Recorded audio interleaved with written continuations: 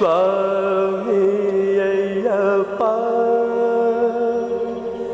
स्वामी अय्यप्पा।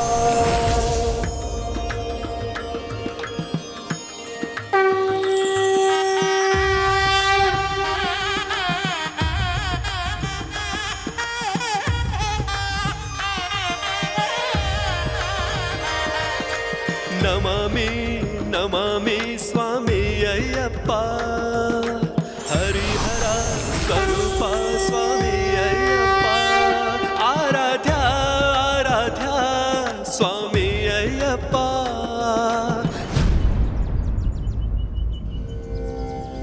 प्रभु, आपको देखते ही एक माता पिता का प्रेम उमड़ आता है, इसलिए हम बार बार आपकी दिव्यता को भूल जाते, ये भी भूल जाते हैं कि आपको हमारा त्याग करके जाना होगा।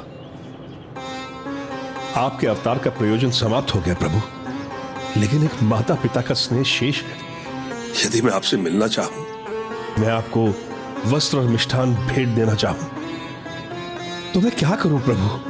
मैं आपको वचन देता हूं, मेरे मंदिर की स्थापना होने पर प्रत्येक मकर संक्रांति के दिन मैं आपकी भेंट स्वीकार करूंगा। तो प्रभु, मुझे ये बताने की कृपा करें कि आपका मंदिर कहां स्थापित होगा?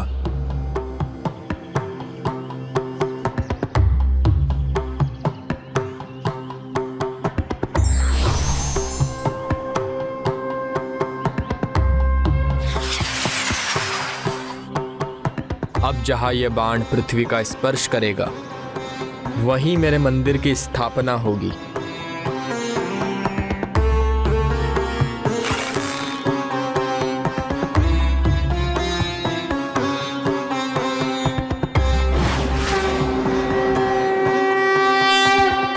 और वो बाण एक पर्वत पर जाकर गिरा। और तुम्हें ज्ञात है पुत्र, ये वही पर्वतमाला है जहां भक्त शबरी ने प्रभु अयप्पा की प्रदक्षिणा की थी। इसीलिए भक्त शबरी और मलय यानी पर्वत से मिलकर इस मंदिर का नाम शबरी माला पड़ा।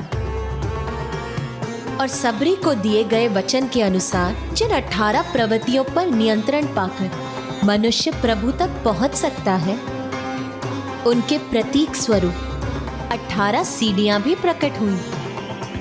श्री राम श्री राम श्री राम।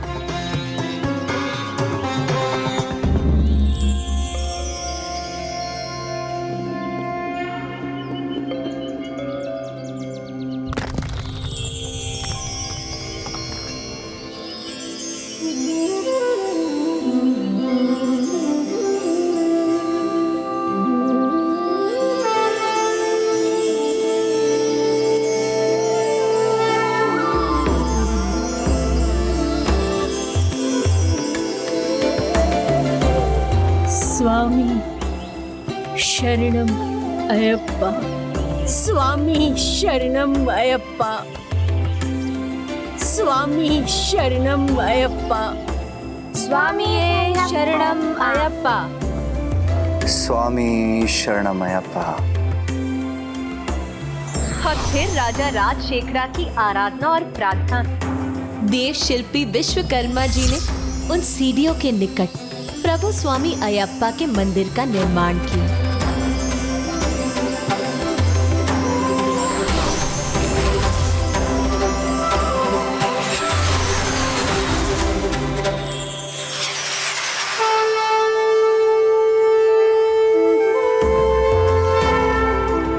और फिर प्रभु परशुराम जी ने प्रभु स्वामी अयप्पा की मूर्ति को आकार दिया।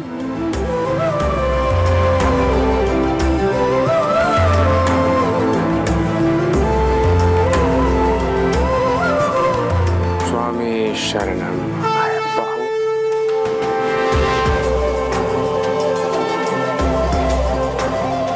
स्वामी शरणम अयप्पा। स्वामी शरणम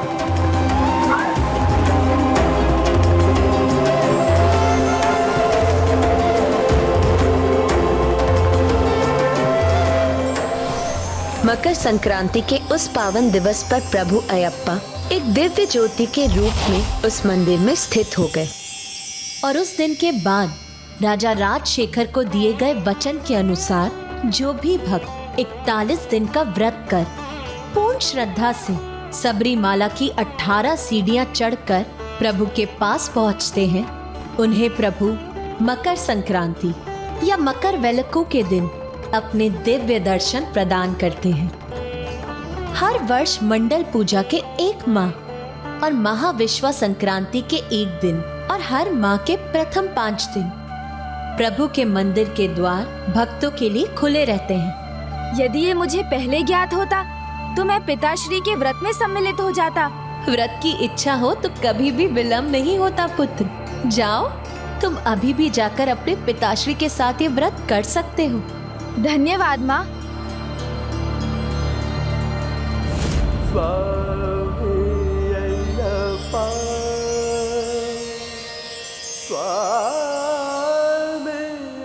पिताश्री, मुझे 1 दिन का विलंब हो गया है, किंतु क्या मैं अभी भी प्रभु अयप्पा व्रत में आपका साथ दे सकता हूँ? क्या आप मेरे गुरु स्वामी बन मुझे दीक्षा देने की कृपा करेंगे? पुत्र, तुम्हारी निष्ठा और भक्ति से मैं भली भांति परिचित हूँ और प्रथम पूज्य गणेश के बिना मैं अपना व्रत कैसे संपन्न कर सकता हूँ। तुम आज ही व्रत आरंभ करो और फिर 41 दिन बाद व्रत पूर्ण करने के बाद हम एक साथ सबरीमाला जाकर प्रभु अयप्पा के दर्शन प्राप्त करेंगे।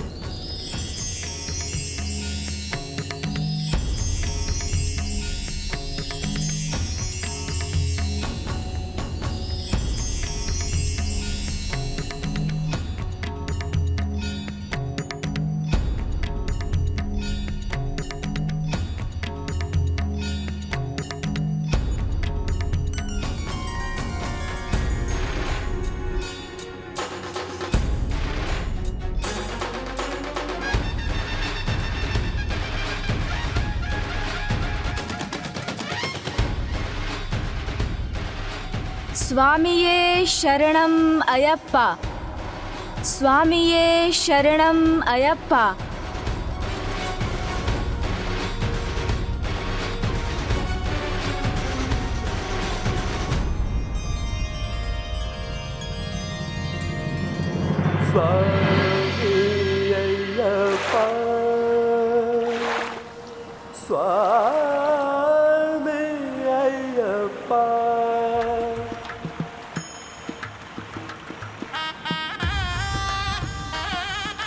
स्वामिये शरणम अयप्पा, स्वामिये शरणम अयप्पा, स्वामिये शरणम अयप्पा।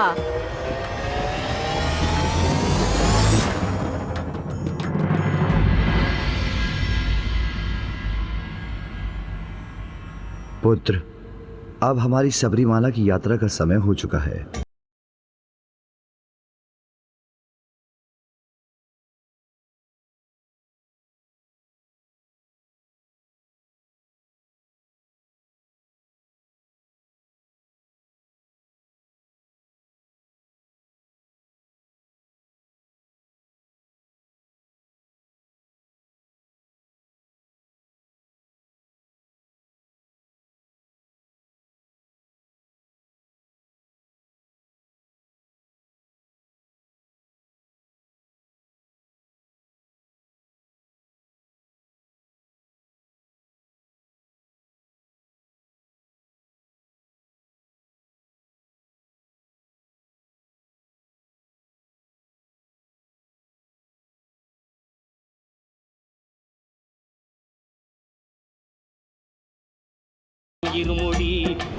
गणेश, ये वो स्थान है जहां प्रभु अयप्पा ने महिषी के वध के बाद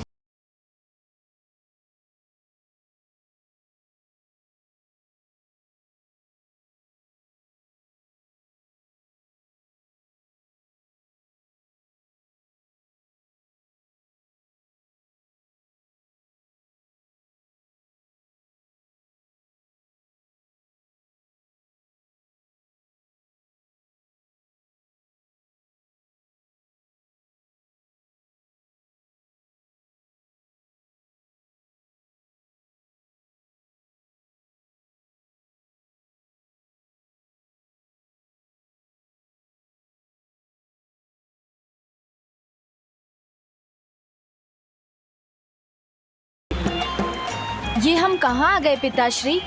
गणेश, इस करी मलाई झरने का जल शुद्ध और मीठा होता है। इसे स्वयं प्रभु अयप्पा ने अपने बाण से उत्पन्न किया था। भक्त इस पावन जल से अपनी प्यास बुझाते हैं। எந்த ஊரு சென்றாலும் காணும் இருமுடி स्वामी शरणमयप्पा।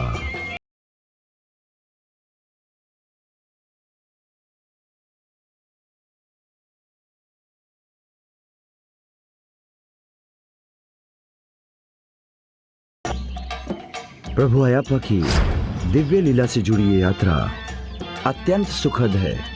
स्वामी शरणमयप्पा, स्वामी शरणमयप्पा। இருமுடி ஐயப்பனின் இருமுடி அருமலையாம் சபரி நோக்கி பயணம் செல்லும் இருமுடி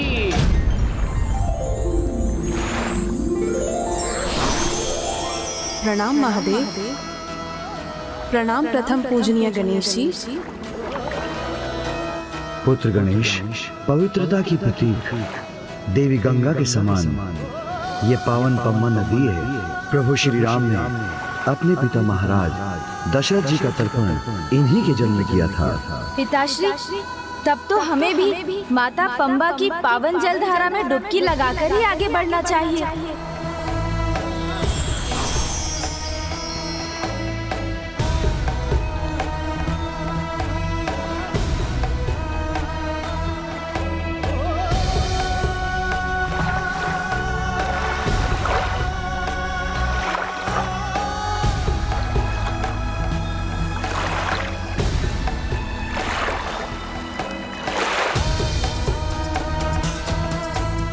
पुत्र गणेश, ये सबरी पीठम है।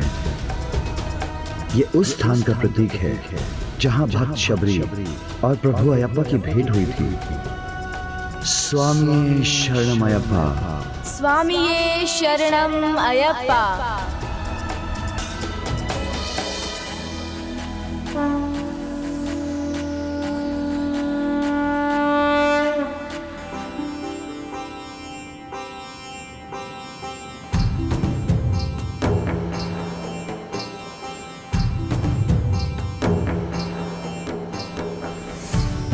स्वामी शरणम अयप्पा।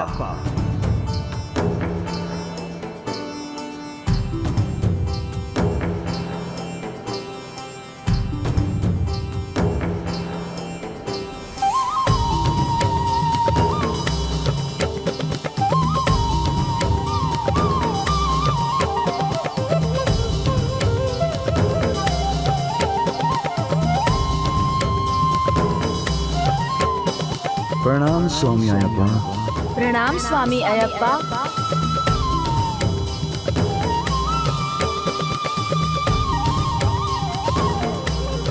स्वामी शरणम अयप्पा। स्वामी शरणमयप्पा। प्रभु, मकर संक्रांति के पावन दिवस पर आप यहाँ स्थित हुए थे। आज हम उसी मकर संक्रांति के पावन दिवस पर आपके दर्शन की कामना से आए हैं। कृपा करके हमें दर्शन प्रदान कीजिए।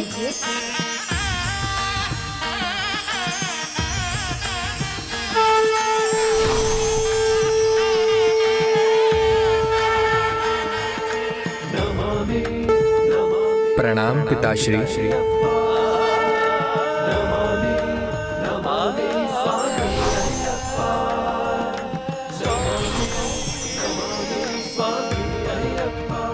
कल्याण हो। स्वयं जगत पिता मेरे भक्त का रूप धारण कर यहाँ पधारे हैं। अपने ही इस अंश को इतना सम्मान देकर आपने मुझे भाव विभोर कर दिया है। सत्य है, सर्वोच्च होने का प्रमाण शक्ति नहीं विनय है। किंतु भ्राता गणेश के साथ आपने मेरा व्रत किया और सबरीमाला की यात्रा भी संपन्न की। ये कैसी लीला है पिताश्री? अहंकार शक्ति का हो या वैभव का, व्यक्ति को भक्ति से दूर कर भोग विलास की ओर ले जाता है। कलयुग में स्वीकार का प्रभाव व्यक्ति के ऊपर अपने चरम पर होगा और तब मेरे द्वारा किए गए इस व्रत को ध्यान में रख मानव पुनः भगवान की भक्ति में लीन हो सकेंगे। हाँ भ्राता, सादा सरल जीवन ही हमें ईश्वर के निकट लाता है। पिताश्री ने ये व्रत जिस नियम, सादगी, भक्ति और अनुशासन से किया है, वो सभी पृथ्वीवासियों के लिए एक सीख होगी। और आपके इस योग मुद्रा में विराजमान होने का भी लाभ आप भक्तों को प्राप्त होगा, जो निर्भयता का, मस्तिष्क के पूर्ण नियंत्रण में होने का प्रतीक है। और आपके चरणों की मुद्रा व्यक्ति के भीतर अनुशासन का ज्ञान जागृत करता है।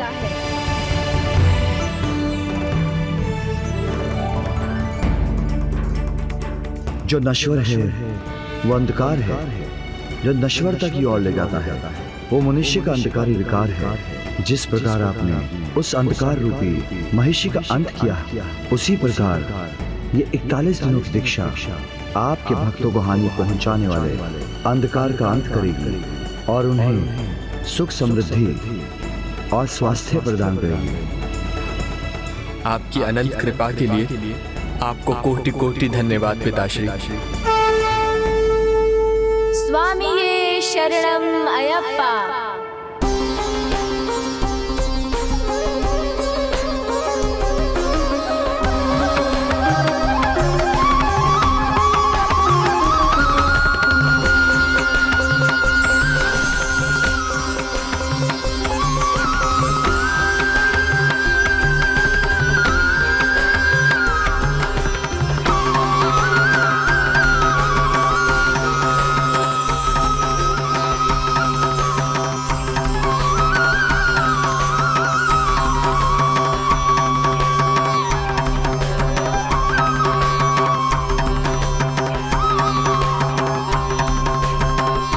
अद्भुत है प्रभु की लीला।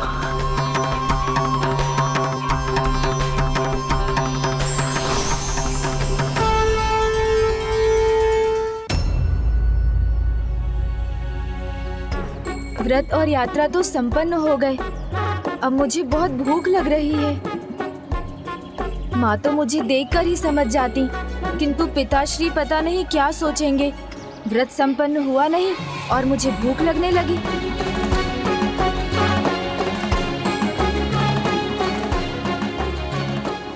मुझे तो यहाँ हर स्थान पर अपने प्रिय भोजन मोदक की ही आकृति दिखाई दे रही है। पुत्र गणेश, तुम्हारी माता और मैं पृथक नहीं, एक ही हैं। इसलिए वो जो समझती हैं वो मेरी दृष्टि से छिपा नहीं। इसलिए चिंता मत करो, कैलाश पहुंचते ही तुम्हें मोदक तैयार मिलेंगे। अरे जल्दी जल्दी शीघ्रता कीजिए आप सभी। 41 दिन के व्रत के बाद लौट रहा है मेरा पुत्र गणेश और आते ही मुझसे भोजन मांगेगा। चलिए शीघ्रता कीजिए।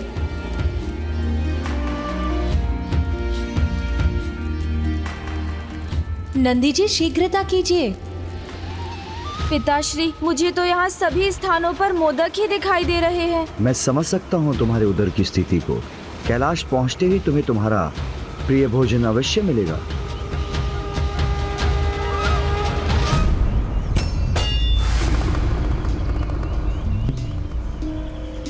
किंतु आप यहाँ क्यों रुक गए पिताश्री? पुत्र, जिस प्रकार तुम्हारी भूख तुम्हें विचलित कर रही है, वैसे ही यहाँ के निकट कोई दिव्य आत्मा किसी अन्य कारण व्यथा में है।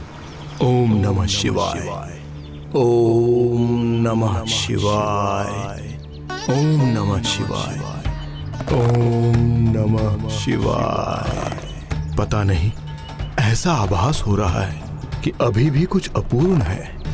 हे प्रभु, मेरा मार्गदर्शन कीजिए।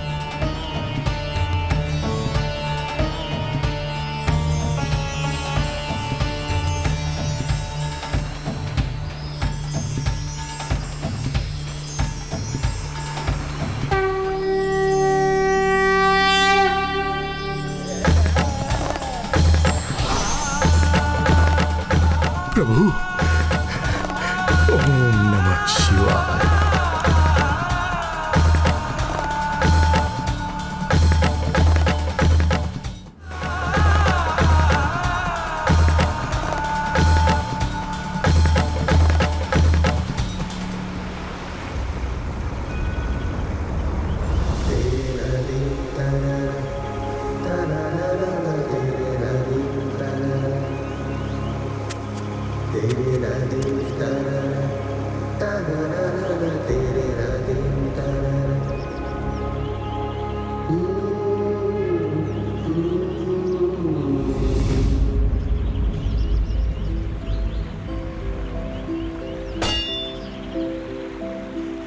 प्रणाम ऋषिवर।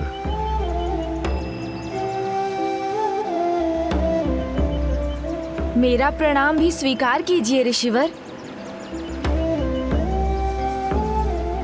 प्रणाम प्रभु। प्रणाम गणेश जी। प्रभु, आपका सुखमय दर्शन पाकर मैं धन्य हो गया। महान ऋषियों के दर्शन तो मेरे लिए भी अत्यंत सुखमय है, किंतु आप किसी दुविधा में हैं।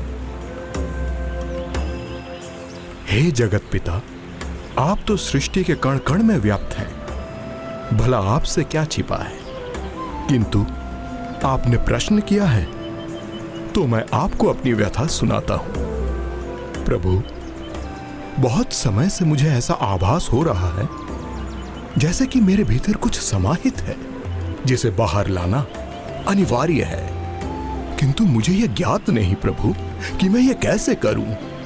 मैं किसकी सहायता लूं? किसी भी नए सृजन से पहले व्यक्ति को अनेकों दुविधाओं का सामना करना पड़ता है, किंतु समय के साथ उनका हल भी प्राप्त हो जाता है। मुझे विश्वास है आप भी शीघ्र ही किसी महान रचना का सृजन अवश्य करेंगे, और आपके सहायक और मार्गदर्शक बनने के लिए सृष्टि रचयिता ब्रह्मदेव से उपयुक्त भला और कौन होंगे। धन्यवाद प्रभु, मेरी एक ही पुकार पर आपका मुझे दर्शन देकर मेरा मार्गदर्शन करने के लिए कोटि कोटि धन्यवाद प्रभु। प्रभु, अब मुझे आज्ञा दीजिए। प्रणाम प्रभु। प्रणाम ऋषिवर। प्रणाम प्रथम पूज्य गणेश जी।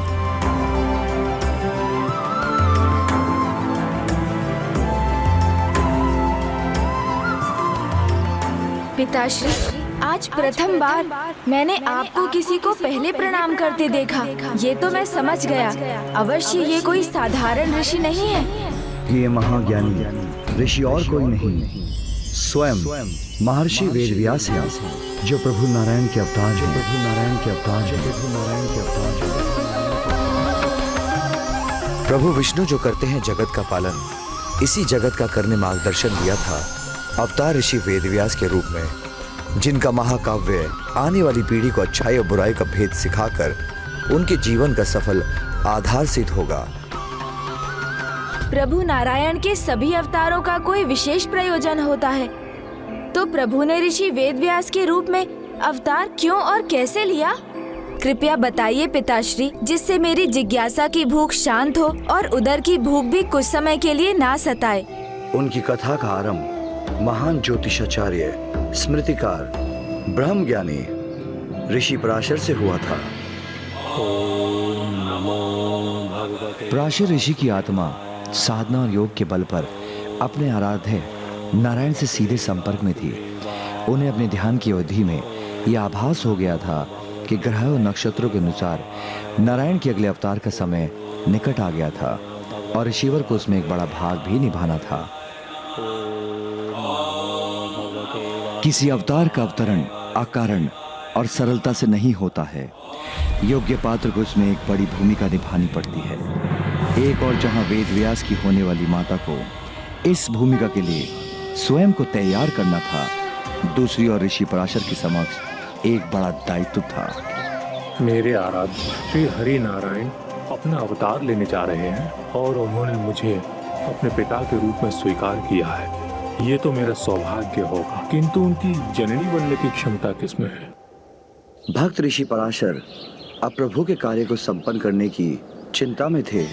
यमुना नदी के तट के साथ साथ वो प्रभु की जननी बनने की उचित पात्र को ढूंढते हुए जब काल्पी स्थान पहुंचे, तो नदी के निकट उन्हें स्त्री के रूप में एक दिव्य ऊर्जा का आभास हुआ, और वो दिव्यता की प्रतीक और कोई नहीं, देवी सत्यवती थी, जो पूर्व जन्म में एक अप्सरा और उपरिचर वासु की पुत्री थी और नारायण की भक्त, किंतु ब्रह्मदेव के शापवश उन्हें धरती पर एक मत्स्य के गर्भ से जन्म लेना पड़ा, जिसे निषाद राज ने अपनी पुत्री के रूप में स्वीकार किया।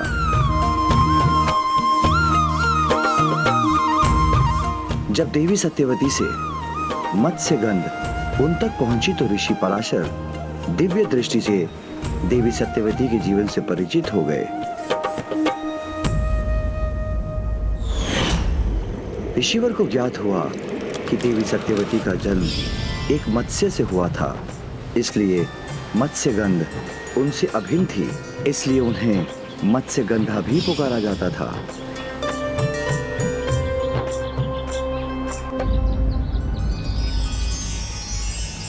प्रणाम ऋषिवर, मैं आपकी क्या सहायता कर सकती हूँ? सकारात्मक ऊर्जा, पावन प्रभा मंडल की धनी, ये देवी तो सर्वगुण संपन्न है।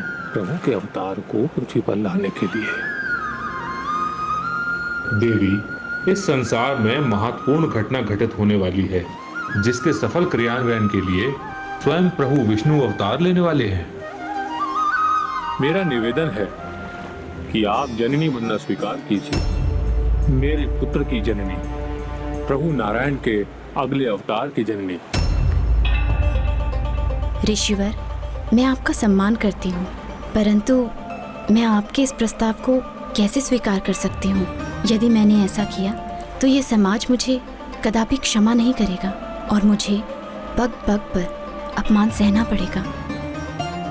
देवी, मुझे आपकी इस दुविधा का आभास है। पुनः आपसे निवेदन करता हूँ कि आप मेरे इस प्रस्ताव को स्वीकार करें, क्योंकि इसमें सृष्टि का कल्याण निहित है। मुझे ज्ञात है कि यह स्वीकार करना कितना कठिन है, किंतु इस दिव्य प्रयोजन के लिए परमात्मा ने स्वयं आप योग्य जानकर आपका चुनाव किया है।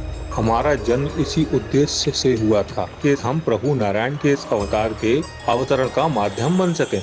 आप एक दिव्य पुरुष प्रतीत होते हैं, आपकी सहायता करना मेरा सौभाग्य होगा। क्या आप मुझे अपनी नौका में इस नदी के मध्य ले जा सकती हैं?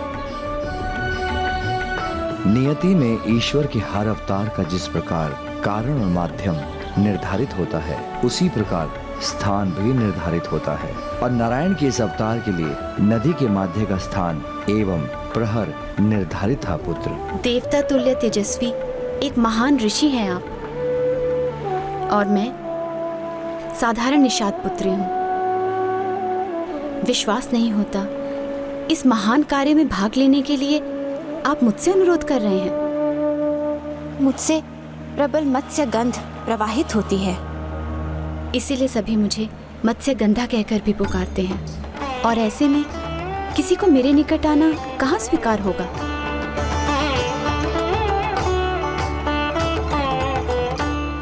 देवी, सुगंध और दुर्गंध गुणों और दोष के प्रतीक नहीं होते, किंतु मैं आपको इस दुविधा से मुक्त कर आपकी आंतरिक पवित्रता को उजागर करता हूँ।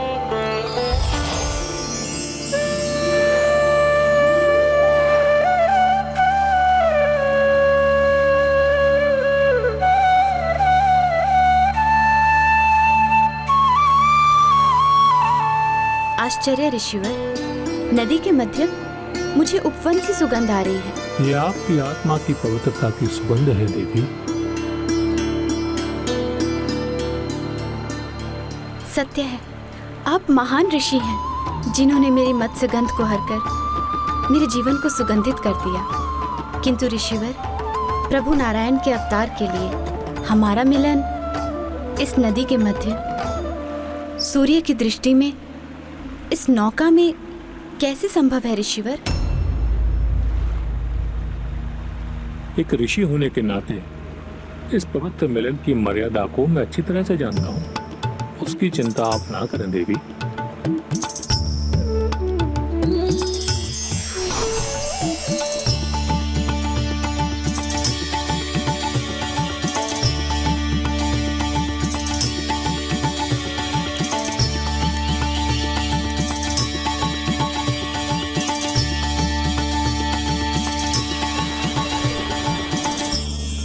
मुझे आप पर पूरा विश्वास है ऋषिवर। इस संयोग से हमारा पुत्र आपके समान ज्ञानी और बुद्धिमान होगा। ज्ञानी ही नहीं, महाज्ञानी पुत्र होगा आपका। जो समस्त ज्ञान का विस्तार करेगा। अंततः वो पावन घड़ी आ ही गई थी जब नारायण को एक ऐसे महाज्ञानी महिषी के रूप में अवतार लेना था जिनके हाथों अत्यंत महत्वपूर्ण ग्रंथों एवं महाकाव्य की रचना होने वाली थी।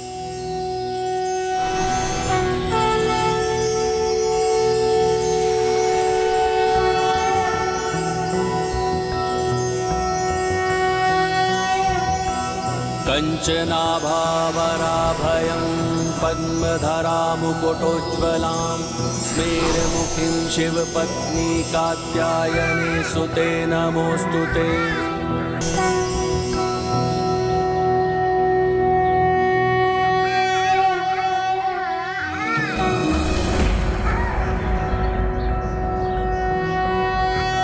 नारायणं गदाध्यक्षं गोविन्दं कीर्तिभाजनं गोवर्धनोद्धरं देवं भूधरं भुवनेश्वरम्।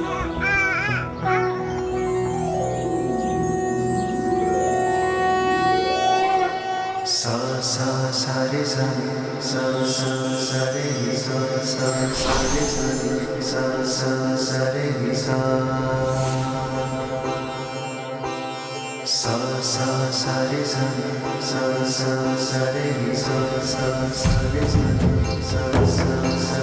सा सा सा सा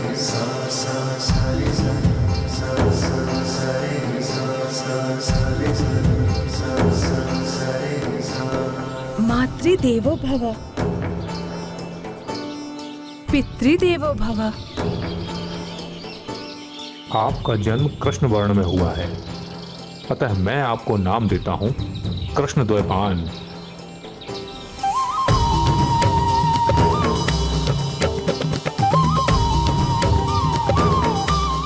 कृष्ण। पिताश्री, मुझे इतना सुंदर नाम देने के लिए आपका कोटि कोटि धन्यवाद। किंतु आपसे और मेरी माँ से मेरा एक और निवेदन है। इस नदी के जल के समान समय बड़ी तीव्र गति से बहता जा रहा है और मुझे एक पल भी व्यर्थ किए बिना अपनी तपस्या के लिए प्रस्थान करना चाहिए, जिससे मैं अपने जन्म के उद्देश्य को पूर्ण करने की क्षमता प्राप्त कर सकूं। मुझे अनुमति दीजिए। उचित है पुत्र, तुम्हारी दिव्यता पर मुझे पूर्ण विश्वास है और तुम्हें तो असाधारण कार्य करने हैं, इसलिए तुम्हें रोकना कदापि उचित नहीं होगा। जाओ पुत्र।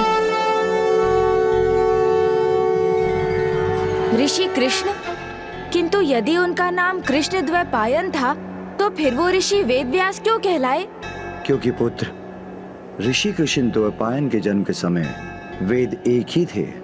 उनमें 4 वेदों का ज्ञान समाहित था, इसलिए उनमें समाहित ज्ञान प्राप्त करना किसी के लिए भी अत्यंत कठिन था। अपनी तपस्या के पश्चात ऋषि कृष्ण द्वैपायन ने वेदों को 4 भागों में विभाजित किया: ऋग्वेद, सामवेद, यजुर्वेद और अथर्ववेद। इसलिए उनका नाम पड़ा ऋषि वेदव्यास। 4 भागों में वेदों को बांटकर उन्होंने सभी के लिए उनका अध्ययन सरल बना दिया, जिससे कलयुग में भी सभी उन्हें पढ़कर उनका ज्ञान प्राप्त कर सकें, उन्हें समझ सकें। उसके बाद उन्होंने 18 पुराणों की भी रचना की, इसलिए संसार ने उन्हें गुरु की उपाधि दी। उनके जन्म दिवस आषाढ़ मास की पूर्णिमा को गुरु पूर्णिमा के रूप में मनाया जाता है।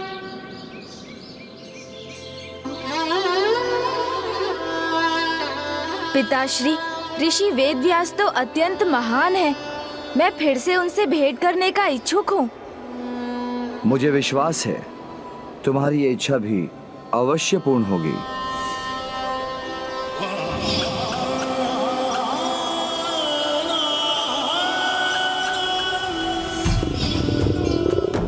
किंतु अभी तो मैं माँ से भेंट करना चाहता हूँ, उनके हाथ का बना भोजन जो प्राप्त करना है मुझे। जब तक ऋषिवर की कथा सुनने में व्यस्त थे, तब तक तुम्हें भोजन का ध्यान नहीं आया, और अब फिर से भोजन का स्मरण हो आया।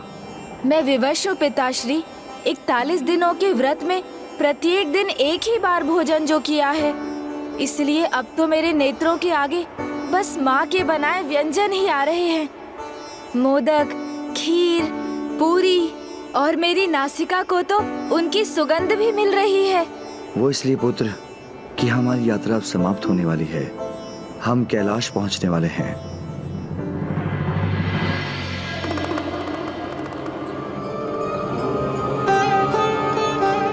और आपके सहायक और मार्गदर्शक बनने के लिए सृष्टि रचयिता ब्रह्मदेव से उपयुक्त भला और कौन होंगे? प्रभु महादेव का सुझाव उपयुक्त था। प्रभु ब्रह्मदेव ही मुझे इस दुविधा से मुक्ति दिला सकते हैं।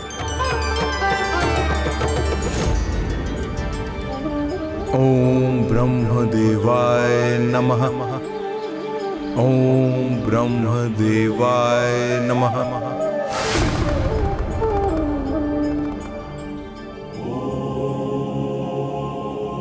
माँ। पुत्र। प्रणाम माँ। बहुत लंबी यात्रा से लौटे हैं हम। बहुत भूख लगी है। शीघ्र कुछ स्वादिष्ट भोजन परोस दीजिए ना।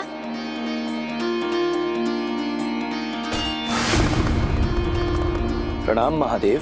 प्रणाम प्रभु महादेव।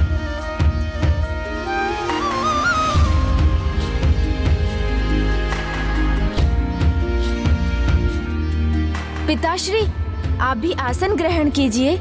माँ ने अवश्य हमारे लिए बहुत स्वादिष्ट पकवान तैयार किए हैं। इस स्वादिष्ट भोजन की सुगंध तो इतनी प्रबल है कि यहाँ से दक्षिण भैया कार्तिकेय तक पहुँच जाएगी। आइए पिताश्री, आपको भी तो भूख लगी होगी। माँ, अब शीघ्रता कीजिए ना।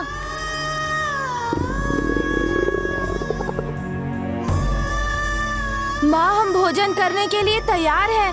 किंतु मैं अभी तैयार नहीं हूँ।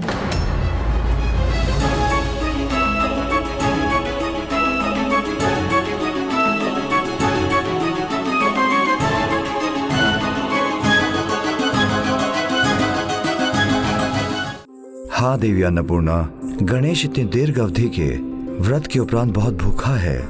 स्वामी, एक माँ ही होती जो अपनी संतान की हर एक इच्छा उसके बिना बोले समझ जाती है। मेरा हृदय जानता है कि कितने समय से मेरे पुत्र ने मेरे हाथों का पकवान तो क्या, मेरे हाथ की खीर तक नहीं खाई।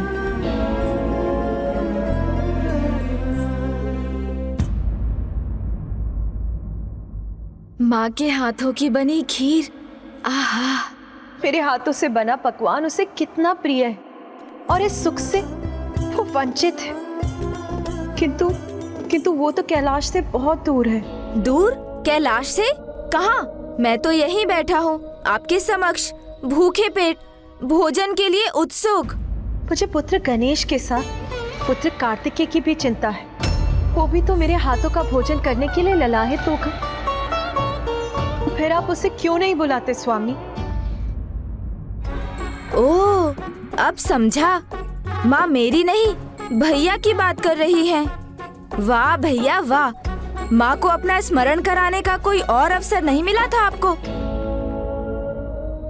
प्रिय, कर्म के दर्पण में ही व्यक्ति का चरित्र प्रतिबिंबित होता है।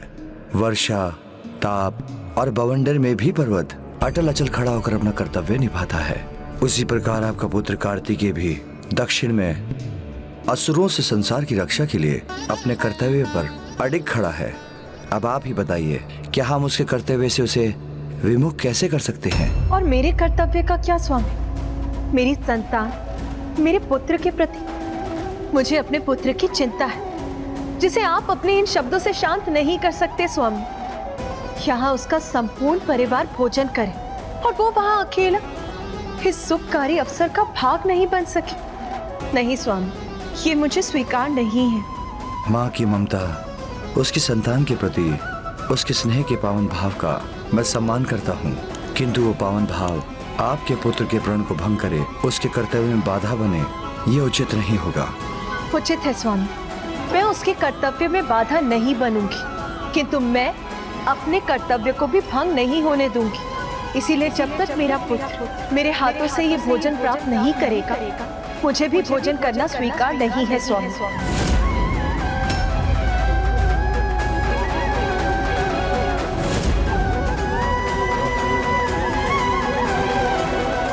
आप सभी के लिए भोजन तैयार है, आप लोग खा लीजिए। माँ भोजन नहीं करेंगी?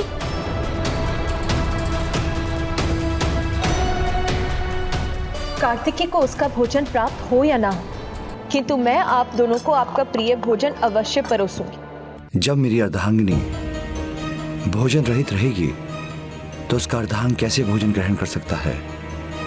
स्वामी, क्या अब पिताश्री भी?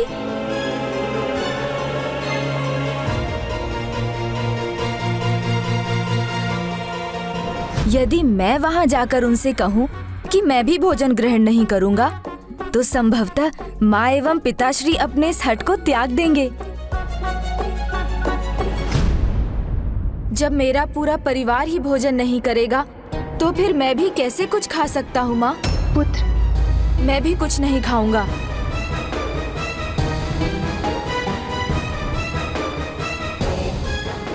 ओहो, यदि गणेश जी भोजन ग्रहण नहीं करेंगे तो मैं भोजन कैसे ग्रहण कर सकती हूँ?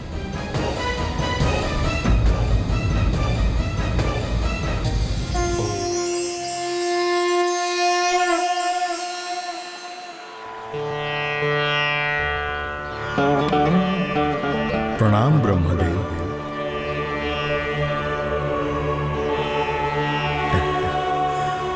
ऋषिवर वेद व्यास, आपके स्मरण और आवाहन का क्या कारण है?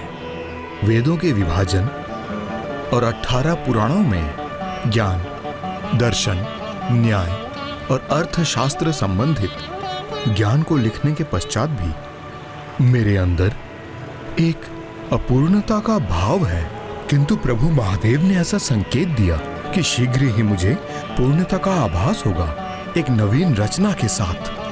देवादिदेव महादेव ने ऐसा भी कहा है कि केवल आप ही मेरा मार्गदर्शन कर सकते हैं।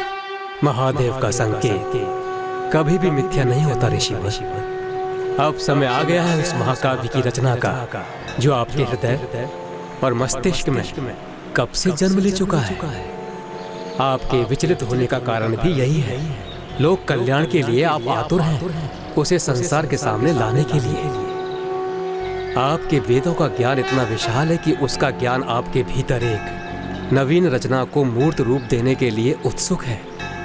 इसलिए आपको ऐसे महाकाव्य की रचना करनी होगी जो आने वाले युगों में सरल ज्ञान से सभी का जीवन प्रकाशित करेगा।